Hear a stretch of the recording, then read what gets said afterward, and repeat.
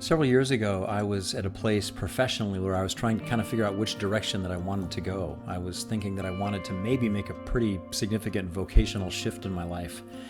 And somebody suggested that I talk with a coach, and I was like, what's a coach? I really had no idea. But I had nothing to lose, and I really needed to kind of get some stuff figured out. So I met with a coach who was an amazing coach and an amazing human being. And she continues to be my mentor coach to this day. But she really helped me figure out, do I want to do things differently or do I want to do a different thing? And I decided that I wanted to do both. But what was really cool about coaching was that she honored where I was at that moment. You know, she didn't try to push me in any particular direction. She just asked me a lot of questions about myself, my experience, what I want, what I don't want, those kinds of things, to the point where I was able to really narrow it down and just kind of articulate, I think I want to go this direction.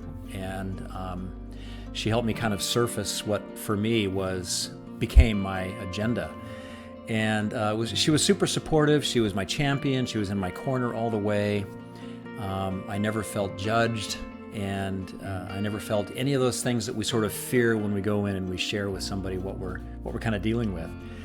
And her treatment of me kind of became my gold standard for how to treat other people as well, especially in a coaching relationship. So I love coming alongside people who are both very clear about where they want to go, and also for people who are not so sure they know where they want to go. And I love to support them in that process. I love to ask questions. I love to make observations with their permission. Some things I've learned about coaching along the way. Coaching is not about giving advice. It's not mentoring. It's not, holding somebody's hand and then guiding them in a particular direction. It's helping the other person kind of figure things out for themselves. Because amazingly, we have resources within us and that are accessible to us that are going to help us make and then carry out the decisions that we want to carry out. So I think that's what I really love about coaching. I love to stay curious and compassionate with the people that I'm coaching. And I've had a great time with the scholars with this program. It's just been amazing. There's some just exceptional students who are so passionate about the direction that they're going with their lives. Years ago, I used to be a youth pastor for a long time, and one of the things that I used to do was every year I would hold what I called a "What do I want to be when I grow up" retreat.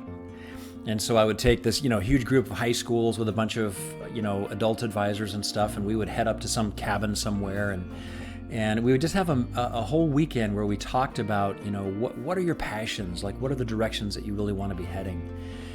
And the reason that I did that was because I just feel it's so important to really be in alignment with what your core beliefs are, your core values are, and that whatever you choose to do vocationally, that's in alignment with that as well. And what I kept witnessing after years and years and years of youth ministry was that people would go off to college right out of high school, and they wouldn't necessarily have any idea what they wanted to do, but by the end of maybe their sophomore year, they had to declare a major.